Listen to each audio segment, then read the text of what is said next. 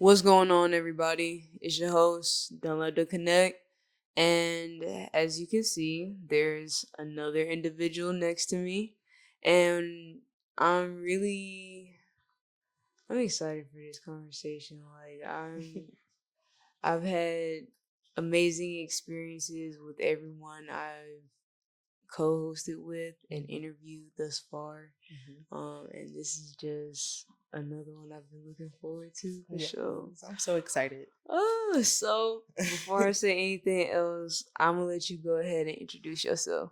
What's up, everybody? My name is Cheyenne the Monster. I am a rapper from Illinois, and I like to refer to myself as a cunt-ass bitch who is just unapologetically talking about all the things that, you're probably talking about in therapy or at the philosophy of chilling, talking about all those topics. For sure. Absolutely. Okay, bet. Thank you. I appreciate that for real. Yeah. It's highly received, and I'm ready to Absolutely. get into it for real because I wanted to talk through the conversation centered around shamelessness with you.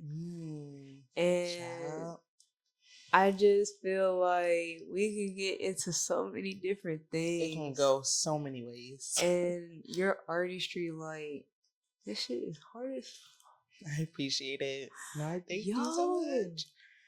I've had the pleasure of seeing you live, and you already know how it is. I be wilding out, bro. I be like, yes. No, I thank you so much for your support. It means a whole lot, honestly. Thank you so much. That shit buzz. Thank you. So, going into one of the first questions that I have for you, do you remember the times where you weren't as shameless as you are right now? Absolutely. Because it was like last year or like the following year before that, maybe the end of 2024.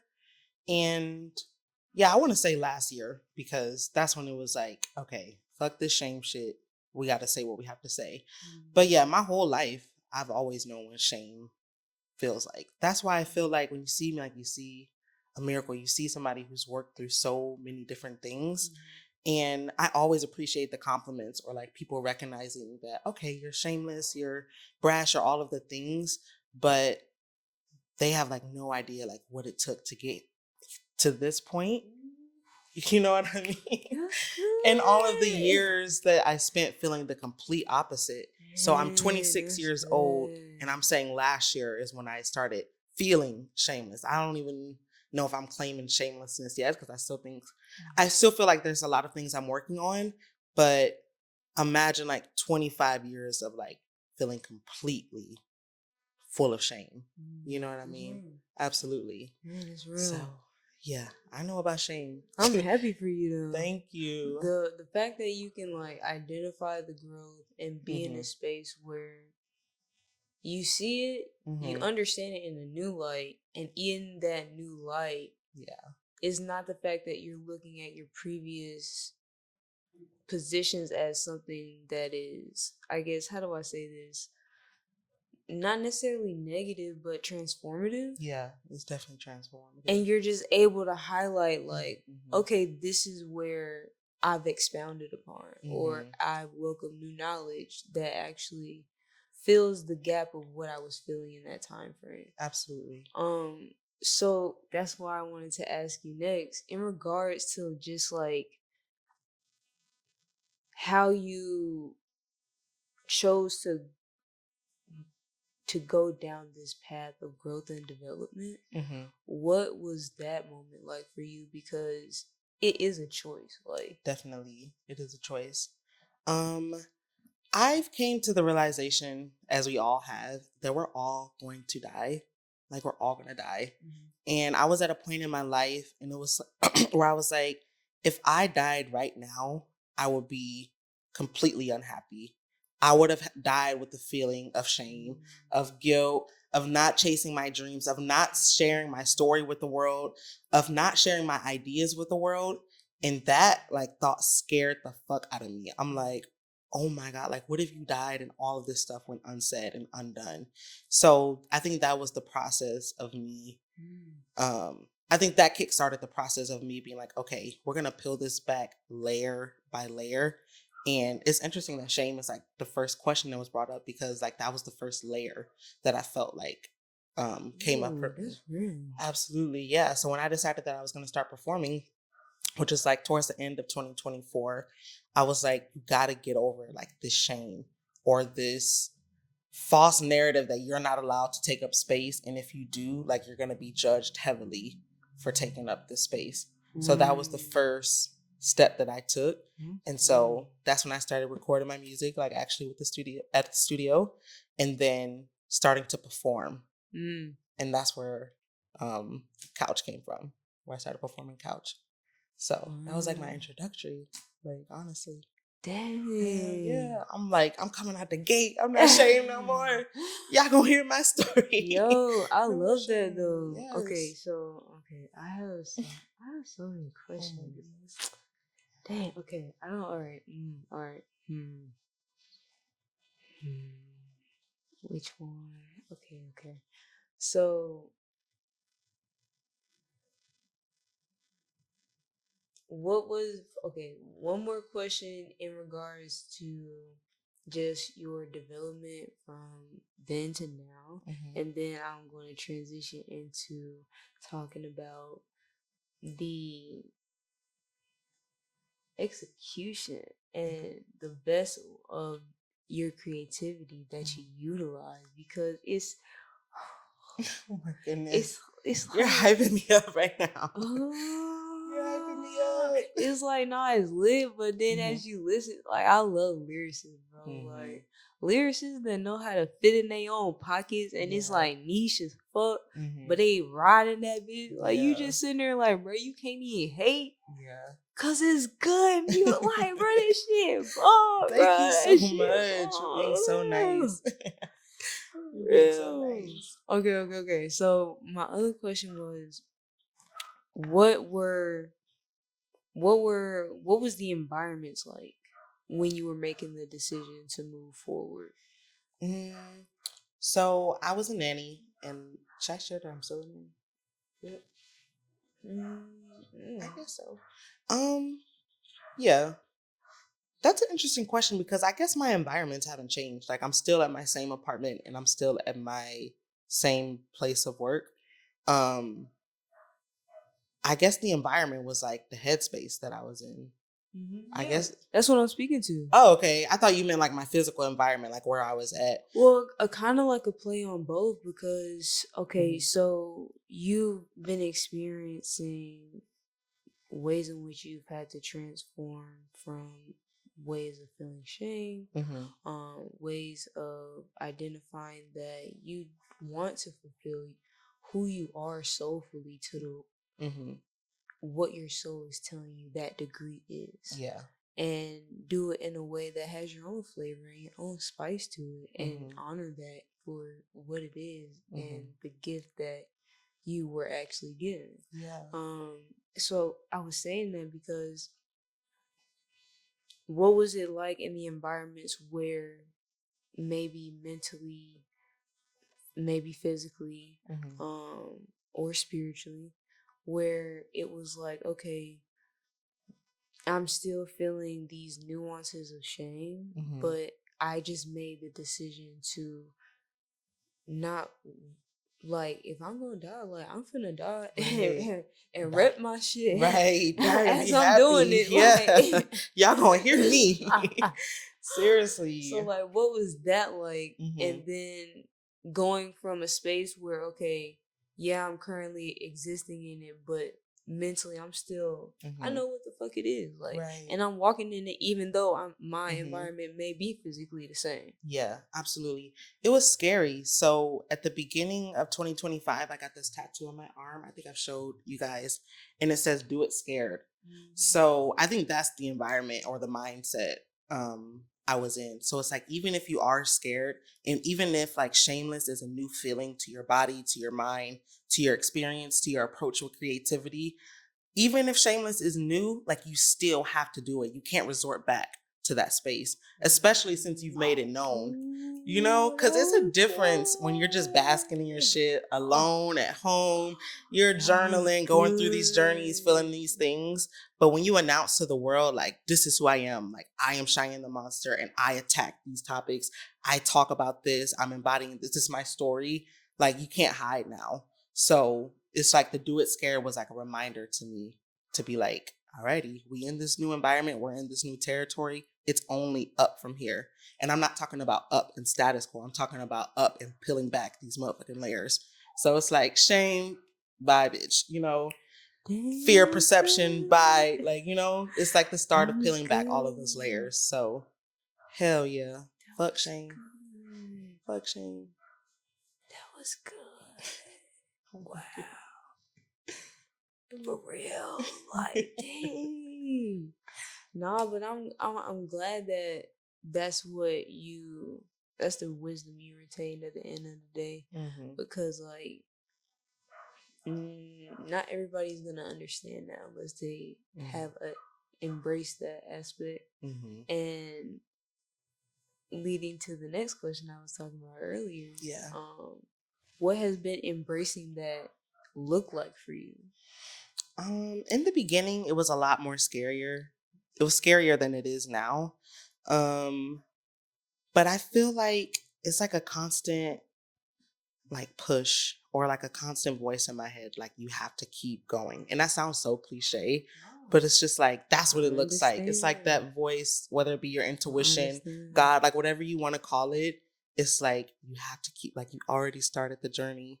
And I think it's like the more you talk about it or the more you expose yourself, the more like you have to stand on it. Like I was saying before, like you can't go back. Like you told the world now you can't go back. So it's like that voice is like telling me that, which is good for growth because it's like a challenge. Like you don't have a choice now. You know, it's like beyond you. Yeah, for sure. Dang, that's real.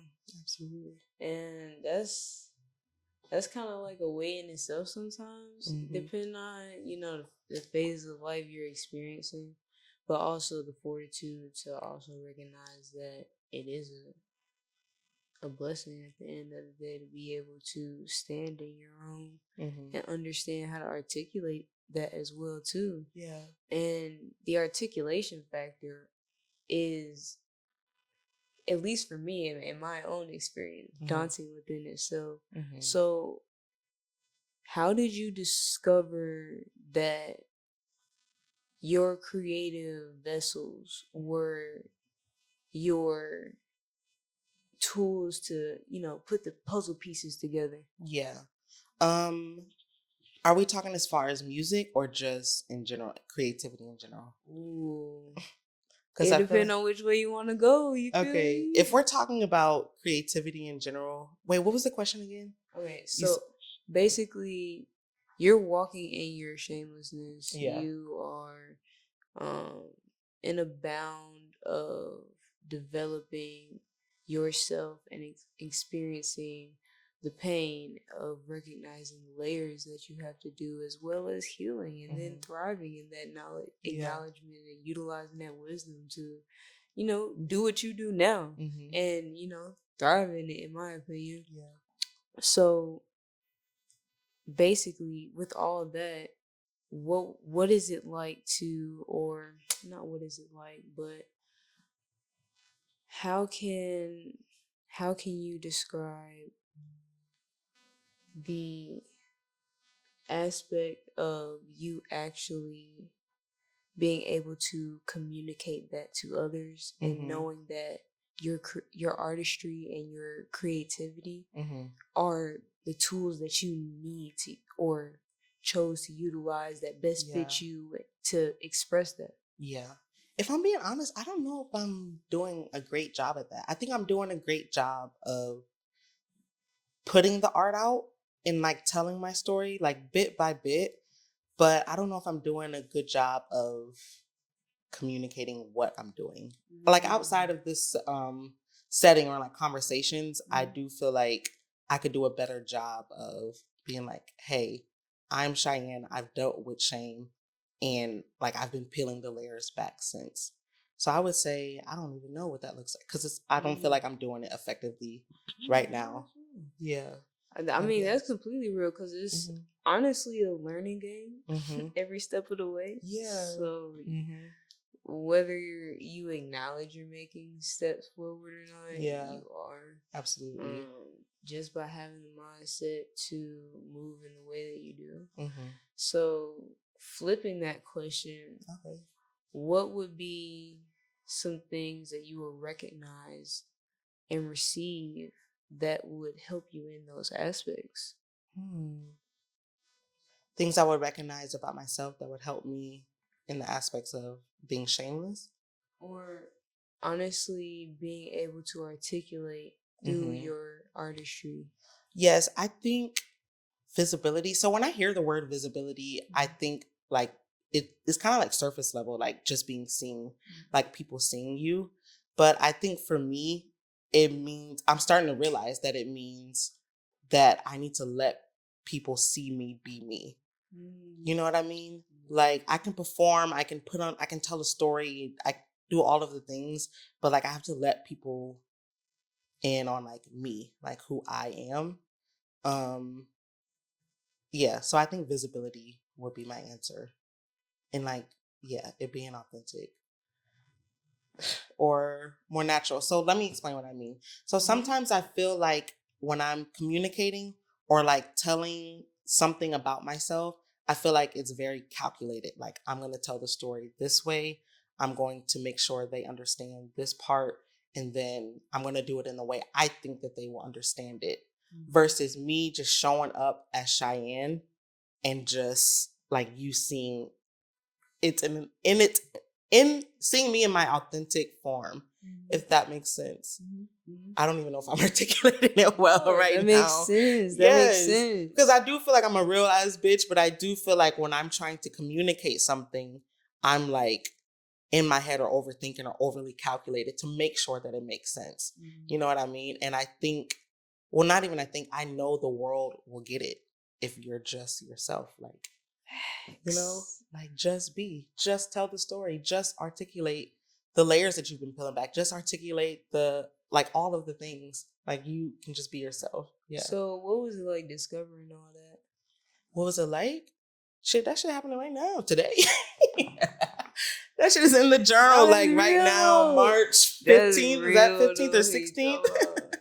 Like, I'm like, yes, visibility is not just, oh, I need to be posting more. I need to be, you know, doing more reels and more YouTube videos. It's like, no, like you need to be seen, like for exactly who you are, not this calculated version that you're trying to, you know, yeah, not this calculated version. It's too much overthinking. Like, just be seen. It's okay. Perception is okay. You know what I mean? Yeah, no, that's real. So visibility, I think, will be my word. Yeah. Wow. So taking all of that, I basically wanted to now touch on your artistry directly. Okay. And I'm already hyped it up so people know like it's a listen for sure. But I wanted to ask you, what was it like overcoming, if there was an obstacle, of being able to just put this and, well, because I know where the mindset and purpose came from. But what was it like to actually do it? You know what I'm saying? It was scary as hell. Absolutely scary.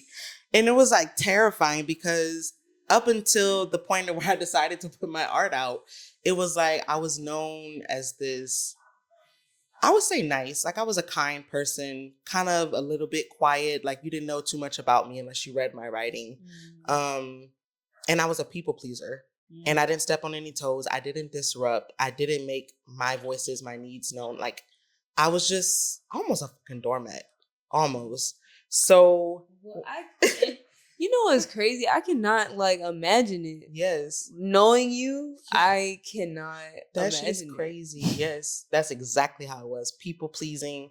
I wanted to have the approval of my family and like the people around me. And so Absolutely. Like, I feel like I was a doormat. So when I stepped into Cheyenne the Monster, and it goes back into me peeling back those layers of, we're going to die.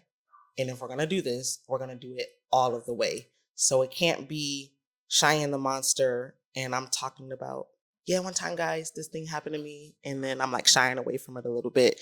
Or one time I was riding around with my dad, but it wasn't that bad. He was selling drugs. Like, you cannot shy away from it. Like, step one, we're going to die. Step two, we have to do what we said we want to do. We have to cultivate these ideas and get them all out. And like step three, we have to do it all of the way, like 100%. So if you're going to be somebody who's going to tell these stories, well, tell yours, not these stories, tell your stories and be unapologetic, like it has to be full throttle. So I think that's what's the drive behind making the type of art that I do. It's like, we're not going to do this a little bit or be surface level. Like, yes, we are a bad bitch, but we're a bad bitch with some stories and some traumas and all of that. So if we're going to touch on it, we have to. You don't have a choice. And if I ever get to a point to where I'm not doing that, then I want somebody to slap me and be like, no. I want somebody to take the mic from me, even if I got to take the mic from myself. Because, like, no, we're not doing the surface level shit. Like, we can't. It's not possible. That was good. Yeah. Snatch the mic. That was good. Wow. Yeah, no. That's real though. Absolutely. It don't even make sense to me. Like, it doesn't make sense for me to be any other way. And that's a testament. Yeah. Like, facts. For sure. Oh, dang. Okay, so like writing process. Oh Lord. How did you get from no pen and pad to the pen and pad? Wait, what do you mean no pen and pad? Like, were you writing even? Yes. Wow. Yes, no, that's the gag of it all. So y'all saw me like performing. So when I came out, like a Cheyenne the Monster, I'm performing and doing all these things. Y'all saw the performances. You know what I mean? But the pen has been going. Like, I've been that isolated girl in my room, coming up with all kinds of ideas, all song ideas. Yo, I'm talking like notebooks full of like we songs. love that. Oh, maybe I give them to somebody one day, or I'll put them in a movie. So my thing was, and I'll share a little bit about my background. So I went to school for creative writing and film. When I moved to Atlanta, I dropped my film major because it was going to take too long to graduate. But I had given up on rap. I'm like, my family's not going to approve. Nobody's going to take me serious. I'm too shameful in my own skin and my size. We're going to give up on that dream. The ideas and stuff are still in there, so we can write them. That doesn't mean people have to see them or experience them. But we're just gonna write books. We're gonna make movies. We're gonna be a director. We're gonna write films, TV shows, all of those things. And I think some of my thought process was, well, if you want to share a song or story with like, you can do it behind the scenes, like put it in a movie, put it in a book, or like maybe instead of paying somebody for a soundtrack, like you'll just write some songs. Like, I wanted to like sprinkle myself in a little bit. Like, I wanted to be, not I wanted to be, but I had like settled for like, okay, we'll just be a creative director. We're not going to do the artist thing. Like, that's too much. So the writing process has been like basically all my life. Like, all of that. It's the performance that's new and putting the work out there. You know what I mean? So that part is what's new. Dang, that's Absolutely, real. Yeah. Dang, so it's really like this part of you is just now like busting out for real. Absolutely. And the way that I put it is, a flower is a flower, but it grows different in the environment that it's in. So it's like, I could not be the Cheyenne the Monster that I am today in my hometown. Oh my goodness. Yes. So I think that's why I love Atlanta so much. Y'all will forever be in my good graces. Like, I love Atlanta for what it's shown me about myself and how it's allowed me to like flourish and just step into my creativity like all of the way. You know what I mean? Because in my hometown where I grew up, I'm not going to say anything is possible. You can do anything, but the environment does not support, and really creatives in general, but especially a creative who is talking about the crazy shit that I'm talking about. It just didn't support. So I feel so comfortable and safe in Atlanta to just bloom. Yeah, talk about this shit. Get it off. And that needs to be preserved more. Absolutely. Understood you. Absolutely. I feel that though. Yeah. Like, I mean, I'm just happy for you, honestly. Like, Thank you. hey, like, that's kind of crazy. So, yeah, you've been writing all this time, and how are you going to translate that voice? You know what? Let me not ask that question. No, that's kind of a good question because it kind of goes into the writing. Finish the question because it may go into a little bit of my writing process and what I struggle with. Okay. Yes. So you were still writing all this time. How were you basically channeling this voice through your lyricism, and then still after writing this? Like, I know you read them back. Yeah. Stop playing with me. I didn't know. Listen, no, guys. I'm trying to tell you, no, and it's a struggle, like, to this day. So the process would be, like, at least when it came to, like, writing music or songs or whatever. Because, like, poetry and, like, prose, fiction, all of that's different. Especially because I was presenting it to somebody. But when it came to the music, it would be like, I have an idea. I'm going to write the idea. And it was like almost like a one and done type of thing. It was like I'm getting this idea out. Oh, it's never gonna go anywhere anyway. So I'm either not gonna finish it or I'm not gonna go back and be like memorize it, or I don't know, like just give it a lot of thought and feeling, because it was almost like maybe I'll use it one day and put it in, like I was saying, like maybe I'll put it in the film. I didn't give it a lot of thought. So when I was like, fuck all that, like we're doing this all of the way, we're going to write it, memorize it, record it at the studio and perform it. That was really hard because I was used to just writing it and forgetting about it. So now I have to like write it, remember it, like really engage with it. And it was hard for me to transit. It's like getting out of your head. That's what it really was. Like I was just in my head the whole time, not sharing with anybody. The idea is just living inside me. Imagine how crazy you can go. That side note. But like the idea is just living inside me. So now I have to get to a point to where I'm saying it on a microphone. So I have to do different inflections in my voice. I have to learn about different engineering techniques so that I can know what my voice can sound like. How am I going to convey this? It's like way more thought that I could just abandon because nobody's seeing it anyway. Who cares? So, yeah. Dang, I'm glad I asked the question. I'm glad you did too. I've been dying to talk about that. People don't realize that. They don't realize that. Like I have to get out of my head so much. So much. Still to this day. No, that's real. I mean, shoot, me too. And honestly, like I am trying to like understand what ways in which I can further develop with what I'm recognizing right now. So I guess for you, like, I guess artistry wise, because we're still living with it today.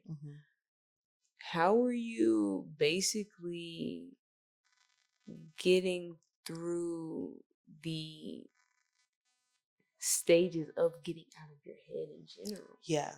So number one, I started embracing like freestyling more, like with my friends. Like when we're all together and we do the ciphers and stuff, I was like, no bueno in situations like that. Like, no, I will sit at home, I will write, I will think about this beat and I will replay it over and over and over again. So I think opening myself up to opportunities like that, like doing the ciphers, and then also realizing that the overthinking comes up in your music. Like people can hear it. I remember my first song, my brother, he had texted me. He was like, good job on the song, but I could tell you were reading the lyrics or whatever. And I was like, he's motherfucking right. I was in my head, all of that. You know me. You know what I mean? So I think it helps me to get out of my head, to know that people can see you in your head. So it's like, get out that bitch. You got to be present. And man, it's real. Absolutely. Man. People see you. When you're on stage or performing, or putting music out, like you are fully seen. If you're overthinking, people see and hear it. So hell yeah, I think that helps me a lot. Absolutely. I admire that, man, because that's like, that's something that I try to like consistently work on, like you said, every single day. Because it's something new, so it's every single day. So absolutely. I try to mitigate, like, you know, what happens next in each situation. With that being stated, how are you mitigating through your performances in general? Like, you mean as far as like the preparation for them, or preparation, execution, yeah, like, getting your mind ready for the next level of them? I think number one, I always want to be better than the last time.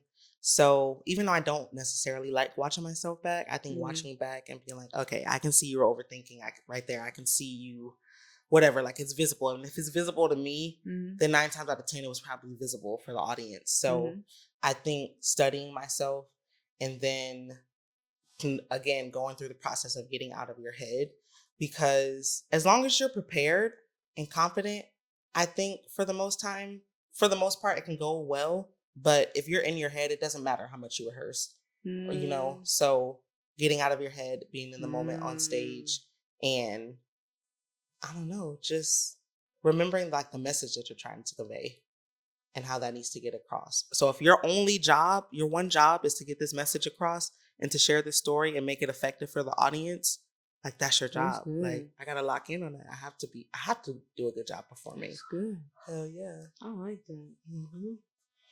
Wow. You had one job. You had one job. Seriously. There's so many ways in which I could go. Oh my goodness, but we will literally be here all day. That's okay. You know what? My goodness. Okay. So with who Cheyenne the Monster is now, and I'm not gonna say your legal name because y'all should listen to her songs that she got released already. You feel me? Want to hear my name? You know what I'm saying? And essentially, can you identify basically the differences between who those personalities represent? And what do those look like now? As you are after recognizing your development or need for it, going through it, experiencing the stages of what it looks like to choose to, you know, grow and live in these ways, and now being the person that's just learning lessons along the way. So is the question basically like, what are the differences in like Caprice versus Cheyenne? Or given all of everything So hopefully, my dream is that the work that I put in Cheyenne the Monster, and that creativity can greatly influence who I am as Caprice, because I feel like it was the opposite in a good way. So I was Caprice, like that's what everyone called me. I had nicknames or whatever, but when it came to like crafting Cheyenne the Monster and my artistry and what I was going to talk about, I feel like it was everything who I was as Caprice wasn't. So Caprice was not shameless. Caprice was not unafraid to talk about certain topics. Caprice like held things and all of that. So I feel like Cheyenne the Monster became everything that Caprice wasn't. So like my hope is Caprice becomes everything Cheyenne the Monster is. If that makes sense. So we're gonna flip it in this like that makes a lot of sense. But I can only get there. That can only happen if I'm continuing to learn these lessons and be open to them. And like we said, peeling back those layers. So, okay, Cheyenne the Monster is this shameless woman. So now that's inspiring Caprice to be shameless. So like that's knocked out. Like Caprice and Cheyenne are shameless now. So it's like as we build, as we grow, it's like Cheyenne is like giving back to Caprice. Yeah, that's true. Absolutely. Okay, so I'm gonna ask maybe like 2 more questions. Really? That's it? And then I feel like this has been so short. But no, it's okay. 2 more is cool. I don't know, when you're having a good conversation, it goes by super quick. I was about to say, Yeah. like, we actually are like, We went over time? no, Oh. we're actually good on time because Okay, these bet. next two questions, it might branch off into other things, Okay. but I'm open. like I've said, I'm gonna try to keep it at 2 questions because I know you got other things you gotta do too. Okay. So I don't want to keep you too long. It's okay. Anyway, so as you're looking into your development in both aspects and the process it will take to, I guess, adopt the attributes of, what you've described already. Yeah. What are you looking forward to in a way of actualizing the next steps for you? I'm looking forward to being this like shameless, authentic person at all times. And how do I describe it? It's like, I don't know, sometimes when you get scared, like you want to run and hide, or when you get scared or you're in a different environment, you kind of resort back to those old feelings that you had. I want to be in a place where I'm not doing that. So, like all these great attributes of Cheyenne, I don't want to just embody them when I'm on stage, when I'm recording, or when I'm writing. I want them to be like at all times, in every room, in every environment. I don't want to be the shameless person while I'm on stage, but then when I go home at a family member's house that maybe have made me feel shame, like I go back into that corner. It's like, no, I'm shameless on stage and I'm shameless in this old environment that hurt my feelings. I'm shameless when I'm in a business meeting with somebody and I don't really know how it's going to go. I'm shameless when I'm meeting a new person for the first time. Like, you know what I mean? Just carrying those attributes in every area of my life. Because I'll be honest and say it's not in every area at this moment. Like, that's my end goal, but it's not in every area. No, that's real. So it's not a certain question, but another question. Right, like going off of that. Yeah. What does it feel like actually recognizing the areas where you do have the level of, not necessarily the highest peak it will be, because who you are now is not who you'll be in 10 years. Exactly. 15. We pray not. You feel me? Yes. Because this version, it just evolves higher and higher. That's all you can do. Anyway, so what? Dang, I had the question. I think it was a question that off of what you just said. Yeah. Oh, because it intrigued me. Like being in different rooms, being the same person in every room. Oh yeah. Because attributes. Yeah. Okay. There it is. Yes. Okay, but so what is it about experiencing departments where you do recognize that feeling, where you are able to stand out in these rooms, where you are able to show up and be authentically yourself, versus feeling the areas where, okay, I know I need to heal a little bit more, or apply a little more tender care. Like, how is it processing those two worlds of emotion? You know what I'm saying? It's tricky because sometimes, and I don't know if you do or whoever, like if you're somebody who has anxiety ever, I know sometimes you can like make peace with it or like have a conversation with it, or I think rationalize it is a better word. So, for example, if I'm scared to perform, right? I'm scared to perform at a new place. It's a lot of people. I'm anxious about it. I feel like naturally, or like something that I would do before, I would go back within myself and be like, so whenever you have anxiety, you could talk yourself down. So like, say for instance, I'm nervous about performing, right?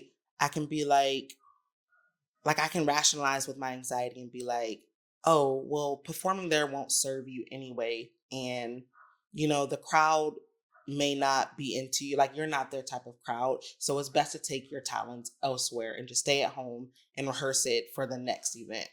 I forgot what that was leading back to. Oh, you were talking about what it felt like the managing those two worlds. Yeah. Absolutely. So I think that's what it's felt like before, but I've recognized that. So rationalizing with my anxiety or rationalizing with other feelings, like we'll go back to shame. Like if I'm shamed to do something or step up, I'll be like, well, that may cause a disruption anyway, or that may cause more drama than it is beneficial. So we're not going to do that. We're not going to step into this feeling of being shameless. Like we'll save that for another time or another environment. So I think I definitely have done a lot of that. And if I'm not careful, I'll slip back into it.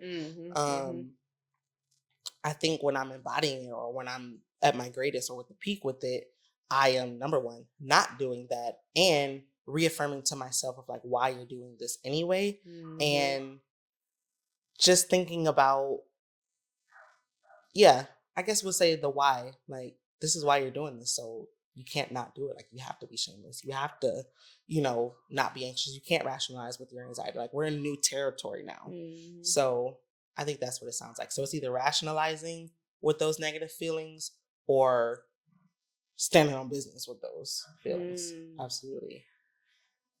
Oh man, that's good. Okay, I think this is like a 2-in-1 question because you really did just bring up a great point, because it can be so easy to talk yourself out of it. You feel me? And it can sound so good. We can make it, especially if you're a writer or creative, you can get creative making it sound so good if you're not checking yourself. Yeah. Absolutely. So, in your sense, when you think of the next steps for yourself right now and in the future, what is the vision you're stepping towards in regards of not just physical accomplishments, but just aspects of execution that you want to display as this understanding and wisdom solidifies even further for you? Yeah, absolutely. I think the number one would be what we were just talking about, embodying all of these new things that I've learned, embodying them always in every environment. Like that's the vision. That's what I want for myself. That's number one. I think number two is what we were talking about earlier, is the visibility, just making myself more visible. And I think surface level, that means putting more content out, putting more videos out, more music, more stories, all of that. But I think deeper than the surface, it is like showing who I really am, like really being visible and not being afraid to be perceived. So I think that's coming up, or that's like part of my vision. Absolutely. I love that. Oh, my last one, I feel like, would be to be more of an advocate for young Black women who are neurodivergent. Yes, absolutely. Absolutely. We matter. They matter. Like, we have to advocate for young Black women. Yeah. Absolutely. For sure. With that being said, though, we're getting into the last couple minutes of the episode. Okay. And essentially, this portion, I kind of flip it to where the co-host interviews me. Yeah. And you can ask me any question you want to, whether it is regarding the umbrella of the day, which was shamelessness, or if it's just another question you may have and you've been begging to get my opinion or my perspective. So yeah, the floor is yours. Man, I feel like I would have a lot of questions. Let me try to bottle it up. I feel like, number one, I feel like you're so wise. You're so knowledgeable about the work that you do. Like, Dunlap the Connect can be trusted on any set, on any project, even like the small projects that you've done, like around the house or like content or whatever. Like, you're just so great at what you do. And I just want to know maybe what the process looked like or what the journey looked like of you, like, really taking yourself serious with your craft and like what you want to do. Because this is clear. This is what you love, what you want to do, because you're so great at it. You're so, what is the word? It's just like, you just get it done. Like, you know what to do. So it's like, was that a choice that you made, or is it just like a reflection of your passion? Like, how did you get to this place where you're just so amazing at what you do? Well, first of all, thank you. You're welcome. I greatly appreciate that because thank you. You're Like, welcome. Absolutely, you're so good at it. I appreciate it. That is an interesting question. That is a good question.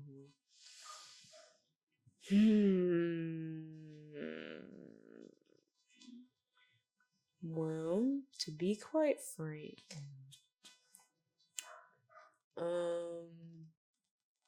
I also at a very young age, I was a reader, you know. Like, I would just pick up books. You know what I'm saying? Like, I would watch documentaries.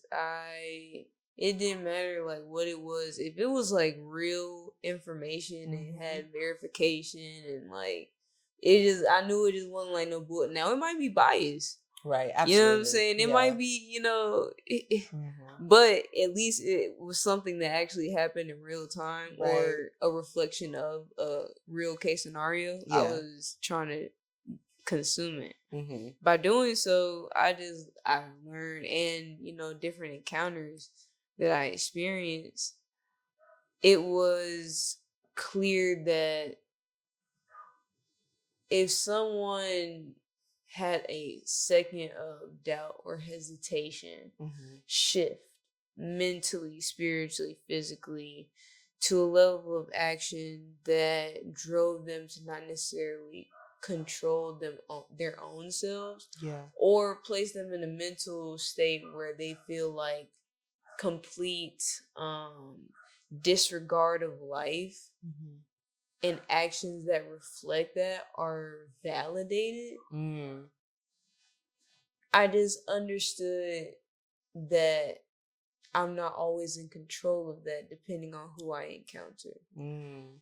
And I also knew that the value of life is very precious. Absolutely. And someone's accident could be fatally devastating to somebody else. And knowing all of that information and aspects of reality, it really just hit me as well that, you know, I would rather die as myself, completely 100%, than be a masked character in a reality that was not built for me. And when that registered for me, it completely shifted my entire like aspect on how I just went at the world. And honestly and truthfully, I already knew what was against me. Like, we can go down the list. It's Women's History. You know what I'm saying? Like, it we will be here all day.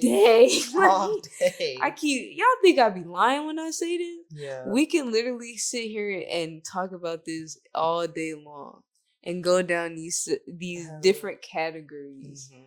But we do have to go, like, so I say all that to say, knowing all that information, it was like, okay, if I know all of this is against me, I'm gonna prepare myself.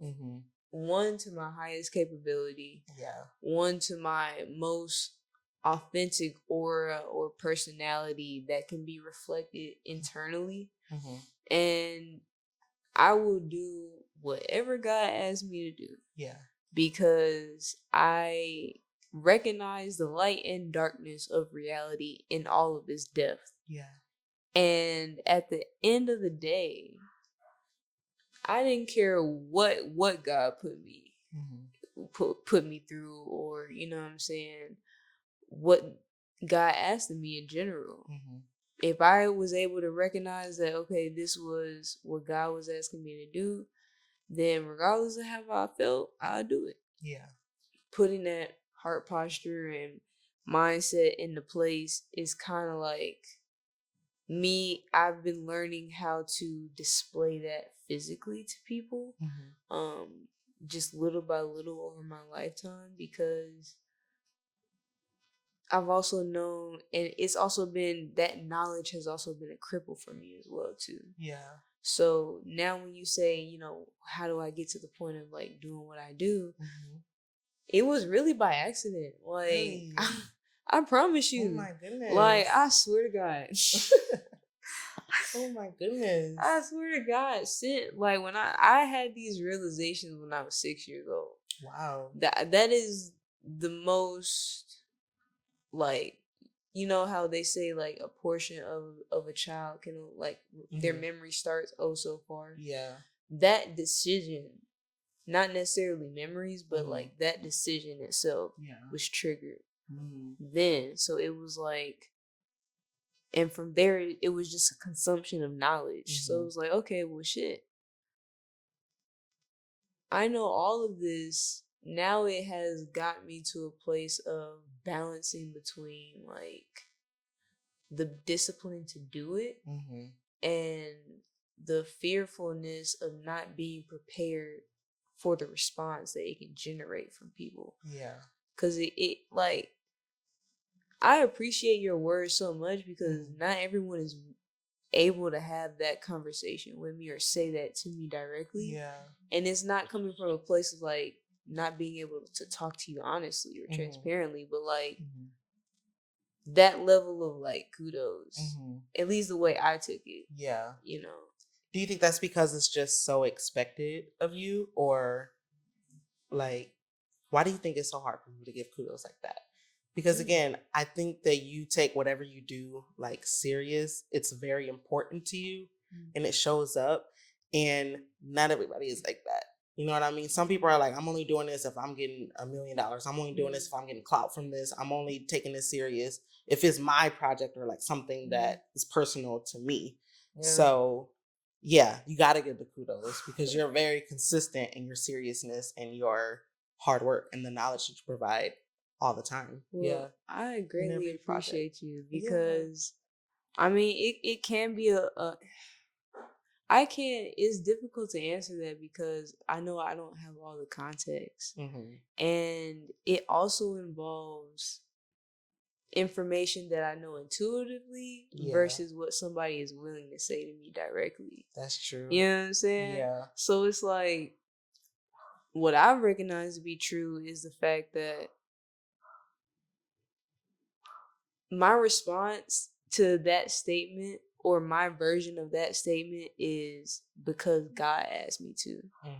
Like, that's the only reason I'm here, bro. Wow. Like, this is... No, that's like, gorgeous, yes. No bullshit, because there have been so many times, especially, like, in becoming more shameless for myself. Yeah. It's like, I was staring about, I'm like, bro, I don't even know how I got in this situation. I wanted to stay home in my bed, mind my business. And God told me to get up. Oh my God. They told me to get up. Yeah. Like, shout out to all the religions out there. You know, no disrespect to y'all. It's it's a lot of y'all. Y'all got a lot of branches. That's all I'm saying. It is a lot of branches. So anyway, but in general, just knowing that, like, that's pretty much why I do take it so seriously. Yeah. Because I know, like, for no reason, it is bigger than me. Absolutely. And it is frustrating sometimes to still recognize that and to still show up, because a lot of the times it's not the fact that I don't receive kudos or like recognition, but there exists limitations on how transparent a conversation can get with individuals. And it's like, they can only give the kudos in their capacity to do so. Does that make sense? Yeah. So, like, yes, it's there, but there's also other conditions around it where I may not feel as if, you know, this is the most receptible to me all the time, but I do recognize it for what it is to be true. So I guess that's the best way I can answer that, because I didn't do it for myself to begin with. So I get upset because I know when there are roadblocks, it's slowing down progress. And it's like, as a totality, the world is moving a little too slow. You know what I'm saying? Like, it's it's just so much knowledge, and it's just the same, you know, getting worse decisions. It just don't make sense. It's getting worse. But at the same time, extremes do exist before a new set and trend is established. So that is true. That is true. That's above me, though. You know what I'm saying? Absolutely. But that is so gorgeous. I love that you said you wouldn't be doing this if God didn't tell you to do it, because your seriousness, your effort, your skill level that you show is like, it's a glorification of Him. It's like, if God put these talents in you and He told you to do this, number one, you're doing them and you're doing them well. Like, what a great representation of your God. So thank you. Absolutely. Yes. Thank you. I appreciate that. And what's crazy is, like, my family, my great grandmother was Pentecostal. Hey. And I know even in doing this, like, what I've had to accept is the fact that, yes, I may have the knowledge. However, the way in which having the knowledge and the execution of that knowledge, there has been a disconnect. And it's like, it's creating more problems than what it was meant to, because there are certain terms and sensitivities that are preventing the actual evolution of humanity, depicted in the very same things that we're all supposed to be uplifting and recognizing. So it's like, a lot of the times, I only mention this because sometimes it's taken as like a wall of hesitation to like be in front of and voice, you know, who you are, your understanding and your personality. So I thank you so much. No, I thank you for being willing to come on this couch with me and talk about this topic, because it's not easy. And I think everybody that is listening and willing to talk about themselves in this type of transparent way. Absolutely. Thank you so much for having me on the platform. I hope I've been a great co-host. Oh yeah, of course. You didn't have no more questions for me? No, I think that was the sum of it. We'll probably yap more after. That's fair. But yeah, I think that's just what I wanted to know. That was a gorgeous answer, I feel. Thank you. I appreciate it. But yeah, I'm just happy to be here. Well, let them know one more time who you are, where to find you, what they should be looking out for next. Because that's important to know and tap into. Absolutely. So again, my name is Cheyenne the Monster. I am a rapper from Illinois. I have a project coming out in June that I have not fully announced yet. I guess I'm not announcing it here first, but I do have a project that is out now called Proof of Life, and it is a project about how I humanized myself and what I was feeling inside, and I just told it in the cuntest way possible. And yeah, so you can go stream Proof of Life on all streaming platforms, and just look forward to more music, more visuals, and more storytelling. Absolutely. Ooh, I'm excited. Yeah. All right, well, as we've already stated, we can sit here all day and continue talking. However, I gotta go, she gotta go, and you do too. You gotta go. So we out of here. Peace.